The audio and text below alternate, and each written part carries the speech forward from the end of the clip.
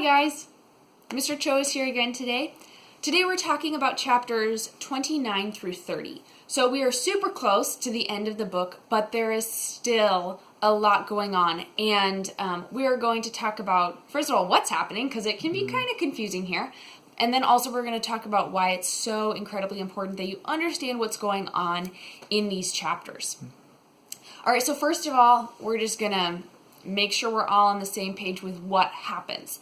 So Scout and Jem, they go to the Halloween pageant, and Scout, she's dressed up as a ham. She feels really bad because she missed her cue in the pageant, and so they're going home after everybody else leaves, and they hear that they're being followed, and Jem is getting kind of nervous, and Scout's getting kind of nervous, and then someone attacks them. And we find out that it's Bob Ewell who has attacked them, and I think there's a line in there that talks about a few chapters earlier, it talks about why he is so upset, right? Because Bob Ewell, he won the trial. Why would he be mad? But Harper Lee talks about how everybody in the town knows that he was lying, knows that he was the one who attacked Mayella, and the only reason he won is because he's white. And everybody knows that, and Bob Ewell knows that everyone knows that, and so he is holding this grudge because he feels like he was humiliated and made fun of during the trial. And so he has gone around to try to attack Judge Taylor, and he's been harassing Tom Robinson's widow, and now he's trying to get back at Atticus by attacking Jem and Scout. So he attacks them, and then something happens, and where we end up at the beginning of chapter 29 is Jem has a broken arm, Scout is a little beat up, but she's okay, and Bob Ewell is lying dead under a tree. And there's a stranger in the corner of Jem's bedroom because he was the one who carried him home. So, Mr. Cho, what happened? That's a great question. So there's a few theories in the chapter itself, right? First off, we have Atticus. Atticus is convinced that Jem is the one who ended up killing Bob Ewell. And he's so convinced of this that every time Hecate tries to give a different explanation, he thanks Hecate for trying to save Jem, the trial, or any suspicion. But Atticus points out the fact that he's lived his entire life with integrity, and he's trying to ingrain the same thing in Jem. And if he tries to cover this up, then he's pointing Jem down the wrong path and couldn't look him in the eye anymore. Specifically, there's a quote on page 314 at the very bottom where Atticus says, "I can't live one way in town and another way in my home." He's saying that if I am going to uphold justice as a lawyer in the town, then I need to hold my kids to the same standard. So if Jem, even if it's out of self-defense, if he's attacked Bob Ewell, there are still going to be repercussions for those actions, and I don't want you protecting my son from that, because in our home, we live with integrity, we believe this thing, and we want to act on it. Yeah. So that is theory number one. Theory number two is repeatedly Hecate mentions that Bob Ewell fell on his own knife. Now, he gives the explanation that Bob Ewell was drunk, that he was staggering, he had his knife, and he fell on it. Atticus clearly is not convinced, and even Hecate's story sounds a little suspicious. Now we come to our third theory, which also brings us back to the stranger in the house. Scout makes the realization that the stranger is Boo Radley, and she makes the realization pretty calmly, considering how often throughout the entire book we've always heard of Boo but never actually seen him. And now this is the climactic moment. Why is Boo in the house? And this brings us to what actually happened. Yes. So combining that with Hecate's theory, while he's talking to Atticus, he pulls out a knife. He pulls out a switchblade, and Atticus says, "Whose knife is that?" And Hecate says, "I took it off a drunk."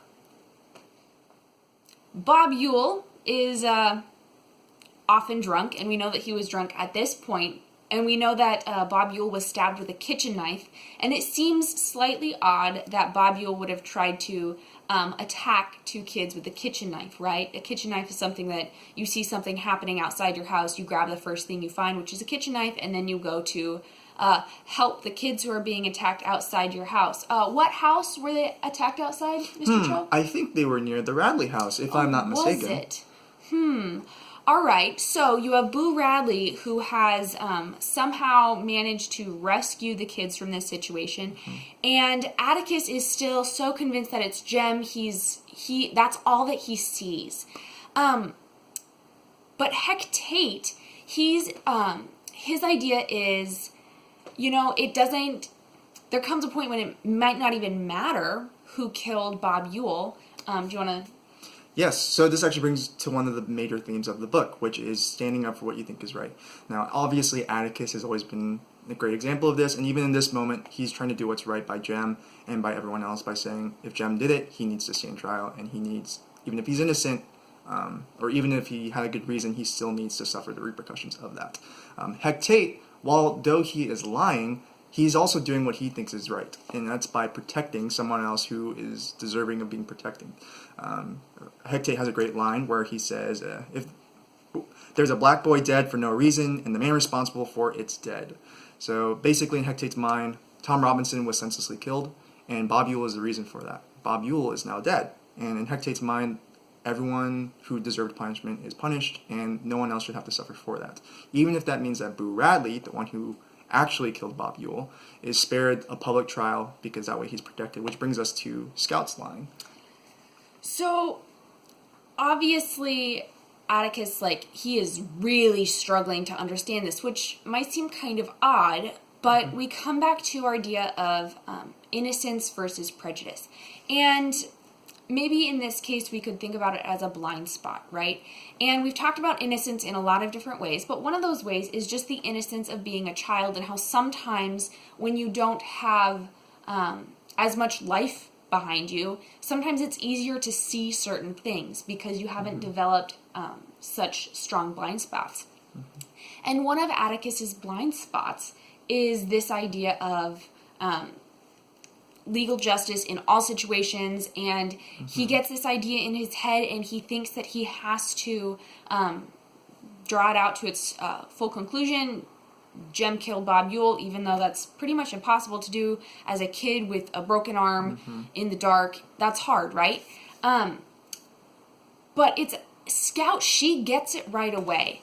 So I'm going to read you a few lines on page 317. So first of all, Hecate is trying to explain this to Atticus once again, and he says, to my way of thinking, Mr. Finch, taking the one man who's done you and this town a great service and dragging him with his shy ways into the limelight, to me, that's a sin. And I want to explain what he's talking about here. So he's saying, taking the man who's done you and this town a great service, he's talking about Boo Radley, and the great service is killing Bob Ewell, who has harmed the town very significantly, right? And he says that it would be a sin to expose him for what he's done. He says it's a good thing what he's done because he saved Jem and Scout's lives, right? And he says if we tell the town what he's done, then all of these people are going to be knocking at his door. They're going to be trying to interact with him, and that would be a sin because that is not the kind of person Boo Radley is, right? For a lot of the book, they're like, oh, he's locked in his house and he can't get out. Well, we know that he can leave his house if he wants to. Maybe he just doesn't want to. Maybe that's part of who he is, right? We know that he's probably not fully mentally healthy. And so Hecate sees that and he says, well, it would be a sin, right? And Atticus, he's still trying to figure this out, but then Atticus talks to Scout and he says, do you understand why Mr. Ewell fell on his own knife? Why we have to spread this story and not the truth? And Scout, she gets it right away and she says, well, it'd be sort of like shooting a mockingbird, wouldn't it? So that should be like the flashing lights. Hey, something important just happened. Yeah. But it's that idea of Boo Radley. He has killed a man, but he is still representing this idea of the mockingbird who is innocent in a certain sense and trying to preserve and perpetuate good in the community, right? He's trying to save the lives of these two kids who are being attacked by this drunken man who has a history of being abusive to his family and harassing other people in the town, right? And it's not to say that killing a man is a good thing, but it is to say that Boo Radley, with what he's got, we know that he's struggled with a lot of things throughout his life, but he's done something positive. Yes, he is protecting the innocence of Jem and Scout, and he sees something that he needs to try and stop, and he obviously, the first thing that he does is grab a kitchen knife and step into the fray, making sure that they are protected and safe. And the best thing that they could do for Boo Radley to basically reward him for doing the right thing is to not drag him into the limelight, which is exactly what he's been trying to avoid his entire life. So, I think that's all. Is there anything we missed? I don't believe so. Cool. These are really cool chapters. You see a really beautiful little friendship growing between Scout, who has spent most of the book being terrified of Boo Radley, and Boo Radley, who has just sort of revealed himself as someone who really just kind of wants to be friends with Jem and Scout, which is super sweet. And I think the ending of this book is beautiful, so enjoy the last chapter and the beautiful things that you read coming up.